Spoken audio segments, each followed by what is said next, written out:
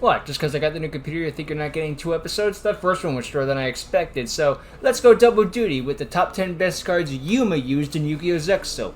I'm expecting it to be 90% Utopia, just like how Yu-Gi-Oh! Zexo was. Okay, that's an unacceptable bash. I mean, Yuma didn't always summon Utopia. Just most of the time. He had to use some other monsters though, like Big Eye, a frickin' Gaga thing. Gaga Gunman? No, Cowboy. You know, I'm expecting Cowboy to be on this list just for the infamous, like, Cowboy for game. I don't expect it to be number 1, not Suri Bob. Maybe a number 10 or like an honorable mention or something. Well, they don't do honorable mentions on these lists. I am just saying, in my list, Gaga Cowboy is going to be somewhere just for the leads. Remember, Gaga Cowboy almost beat Yukimoto in the voice actor duel. Luckily, Yugi had Relay Soul face down, so he was able to survive that. It was a really good moment, though. Man, just like for Yuma is so strong, they got Astro to do the duel instead. Or maybe the voice actor was just cheaper, who knows. You know, go with the less controversial one. Anyway, yeah, that's enough dilly-dallying. I'm expecting this to be majority number 39 Utopia, but I might be wrong. I mean, Yuma played Monster Reborn after all. So, who knows? Maybe Kagetokage will be on this list. Let's get into the list and find out. Yeah, Yugi's a blah blah blah blah. Halfway to forever. No, that is not a... Oi.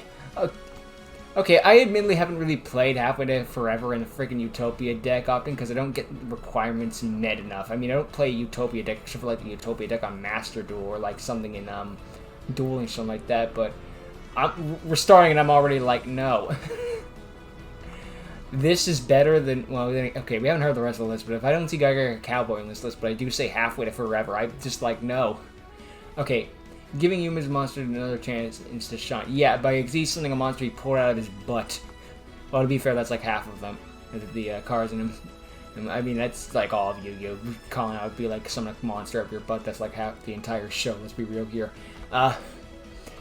Freaking future numbers, chaos number, freaking heck. Imaginary numbers. We already have numbers, like, we're just gonna make up more numbers, or more types of numbers. Go away, ads. I don't know. Okay, maybe this card is good. I can't really speak very much on it. So, like, you know, if it's good, let me know. Otherwise, it's number 10. We can allow that, I guess. Okay, these ads aren't going to go away. I'm just, yeah, whatever. I just ignore them in the future. I'm not doing the Yu-Gi one because Yu-Gi gets enough representation. Double or Nothing. Okay, this one I can absolutely agree to. Yeah, turns Utopia into a powerhouse. Some people would be like, Utopia wasn't as ace, Double or Nothing was. And it's like, yeah, there's an argument for that, to be fair. I like how they use the dub and the sub version, but to be fair, it doesn't really matter in that regard. I never noticed the W on Double or Nothing before, to be honest. It's just one of those details I've never noticed, but not exactly looking in on the details of the card itself, just what it does. But hey, Double or Nothing. This is the card that beat Brez Kamori. Remember that friggin' duel against his brother? Yeah, just... Double or Nothing is what... Yeah. No arguments with Double or Nothing. I don't care if it's friggin' spammed to death. It's one of those just like, you negate my attack. Uh-oh. Look out, boys. Here it comes. We're gonna get stupid numbers now.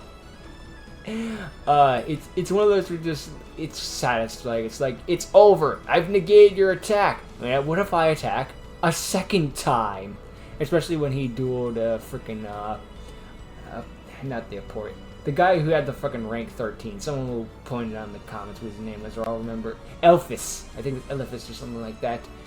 That is still one of my top 10 duels of Zex, so just, I don't care.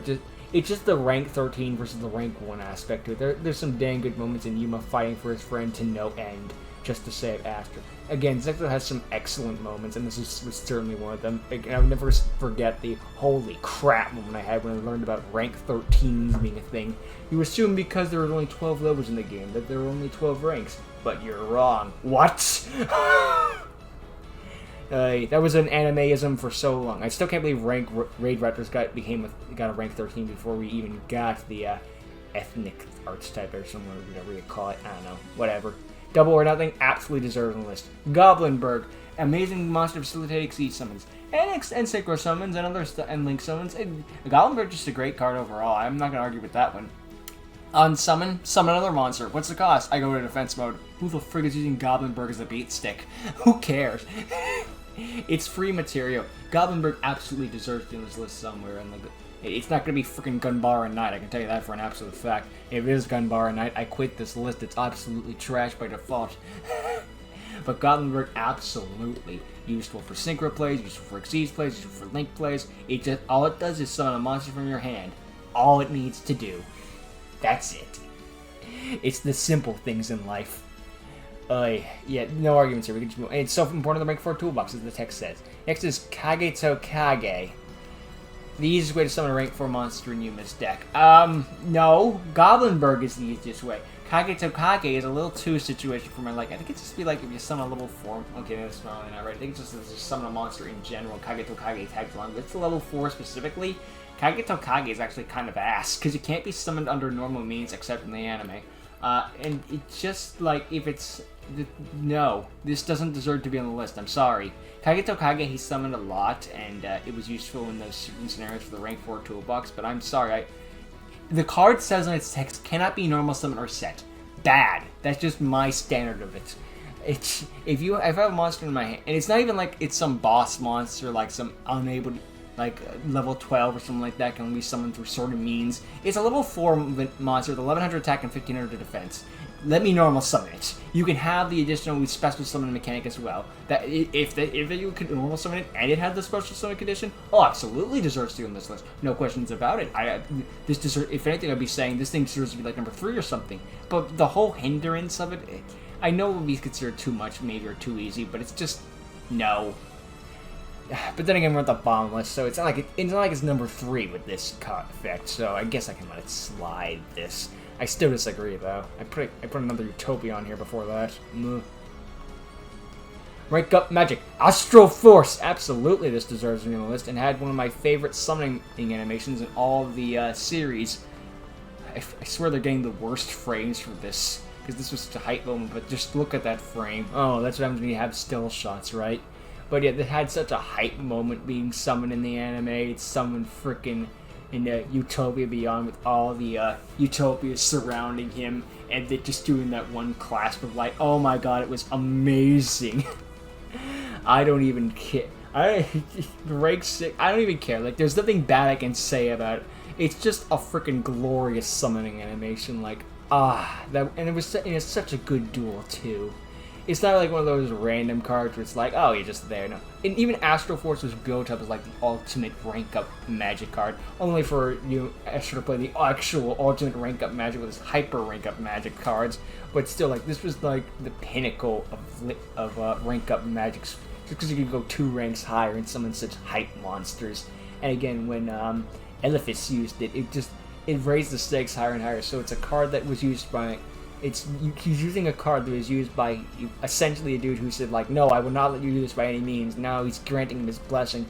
Oh, it's such a good moment. Again, Zexo's really good when we get to the Barian arc, and before then, it's fine. It's fine. But anyway, Utopia Ray Victory. Heck yeah, I remember that moment where Yuma just changed a card literally as it happened. Freaking rank up magic limited variance force? Nah, man. It's Numeron Force now. Okay, there's been a lot of bullcrap top decks in the history of Yu-Gi-Oh! Like Harla cards, this bullcrap and all that stuff. But the whole I'm changing a card that's literally already in my hand crossed a line. Like, come on, dude. I know it's the power of Zexo and some magic and all that stuff, but there are some moments you're like, come on, dude. I would be right there in Vector's Field like, what the frick is this bullcrap? You can't just ask for that. I just did. What's full of the freaking blue thing? I never noticed those details. Oh yeah. But that's what it looks like. I will admit that Utopia Ray Victory is a very good card and has such useful things, and it has cool animations, like when it has the other arms coming out and all the extra jazz. Utopia Ray Victory is a very powerful offensive power. It's just what the freaking thing says. It's very useful in that stuff, but whenever I think Utopia Ray Victory, all I can think of is Contact Universe! Freaking change the card. I'm sorry. There is no Utopia Ray Victory. It's just rank up magic Numeron bullcrap. Good thing I like Numeron Force as a card. Anyway, moving on. Number 39, Utopia Beyond. Absolutely. Friggin', you got one for the Astroverse, you get one for the frickin' Utopia Beyond. Just reduce the attack to 0, friggin' do a lot of damage. Gain some life points back, which honestly I wish the life point was equal to the amount of attack points that Utopia had. Not half the attack, but I guess they figured it was a little too much, I guess. I don't know. The fact that you can summon this thing legitimately with a rank 6 and it's actually possible being summoned, unlike frickin' Cyber Dragon Infinity, which has like 3 cards that can summon it legitimately. It's like you're not making Infinity the legitimate way, but you might make Leon the legitimate way. That's possible. And it's such a freaking good card too. And again, it's such a banger episode. Freaking yeah, Utopia Beyond, no arguments. Doesn't see it's so awesome. It doesn't even need a screenshot. It just got Yuma's or Zexel's face. Oy. Moving on. Number Future Zero Utopic Future. Stealing the opponent's monster for Yuma to use. Yeah, it steals the opponent's monsters and takes their future. When it first showed up, I was kind of iffy and be like, oh look, it looks just like Yuma. It's like, of course it freaking does. But over time, it kind of grows on me. Time heals all wounds, and I guess it got kind of nostalgic for the Zexel era, I guess, in a way. I mock it a lot, but still, like, you know, this was the new thing when I was growing up, so I kind of got nostalgic. It was like, man, this was new at one point. God, I'm old. But I don't have much to say about Utopic Future. All I can say is freaking Utopic Zexel can go F itself. And I don't think we're going to have many arguments with that. Good card in the manga. The real-life version, die. And the freaking Utopic Future Dragon, I don't like the 5,000 spin-offs. I like the original Utopic Future. I guess Future Slash is alright, but just give me the original Future. That's all I need. Don't stop making 5,000 spin-offs. Oy. You know, I'm a Yu-Gi-Oh player. I'm nothing if not a complainer.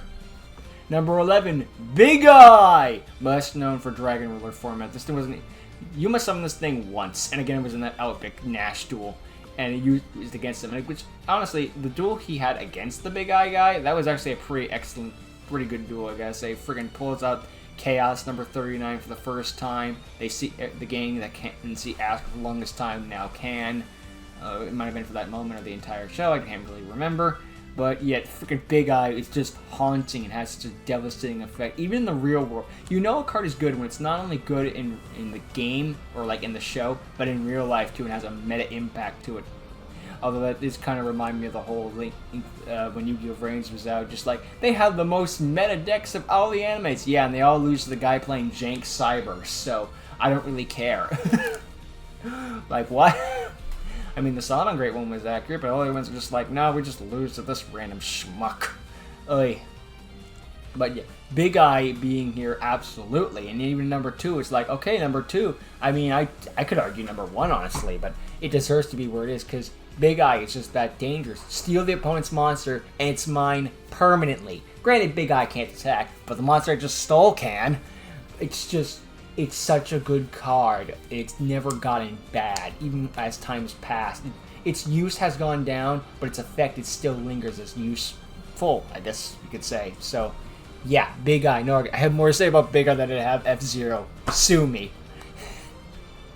Don't actually sue me. I would not. My lawyers don't like that. I don't have lawyers. Anyway, what could be number 1? Let's find out now.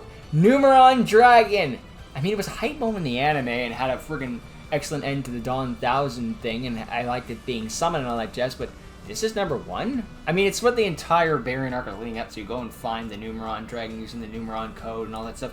Also, reminds me of that freaking video by, I think it was Spell Commander, just Yu-Gi-Oh! Zexo and Dragon Ball Super are connected. And at first I was watching it just like, yeah, it's a load of baloney. It's a funny video, dude, funny video. Like, nice April Fool's. And then you get towards the end, it's like, oh wait. He's got some points. I mean, at the end of the day, it's complete bull crap, but he makes some good arguments, is what I'm saying. And the freaking hype summon with Dawn 1000. Kite died for this card, and it was absolutely worth it.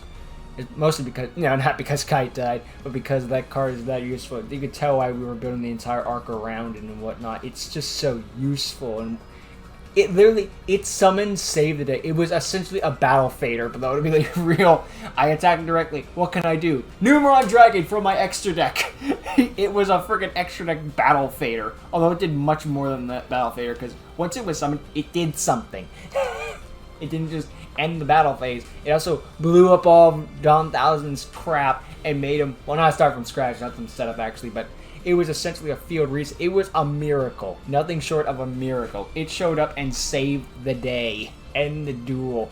And it came back later to also help with the final blow against 1000. So, you know, Numeron Dragon is very important to the arc and the entirety of Zexal. But in the real game, it's known for FTKs, unfortunately. Yeah, Dragublion with Numeron Dragon. Ugh. Also, I like how number 1 is also number 100. That's kind of funny, too. Just...